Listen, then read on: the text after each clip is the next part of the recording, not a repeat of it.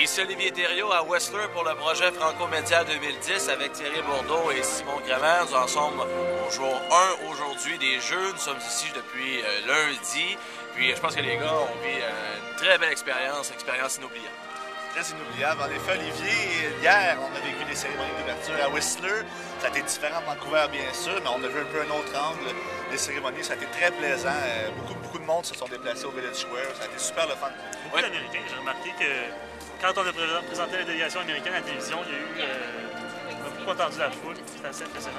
Oui, puis si on avait dans l'idée que les Jeux n'étaient pas nécessairement partis parce qu'on sentait pas l'ambiance, on sentait pas que la ville de Whistler était enrobée des Jeux. Là, hier, avec la cérémonie d'ouverture, on a donné le coup d'envoi et là, on peut dire maintenant qu'on vit au rythme des Jeux olympiques. Absolument, Olivier. Je pense que c'est le cas pour nous autres également. Je pense qu'on n'était pas encore sûr de ce qu'on allait faire concrètement. Et avec le coup d'envoi d'hier, tout le monde est vraiment ancré dans la fièvre olympique. Et actuellement, je pense qu'avec la musique qu'on entend en arrière, le beau temps de retour à Whistler, je pense qu'on est parti pour 16 jours remplis d'émotions.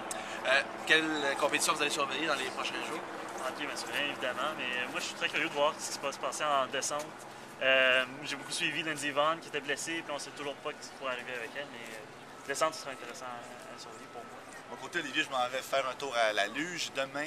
Donc, on va voir si les modifications apportées vont être bénéfiques au niveau de la sécurité, parce qu'on sait qu'il s'est passé quelque chose de terrible hier, un accident d'un lugeur géorgien, oui. Et aujourd'hui, on verra si les premières médailles proviendront de Charles Hamelin et de Jennifer Isle en ski de boss. Alors voilà, on passe une belle semaine jusqu'à maintenant à Whistler, puis on espère que pour les Jeux olympiques, vous allez être nombreux, entre autres sur le site de Franco Média 2010, à nous suivre avec nos reportages, tant au niveau de la radio que de l'écrit.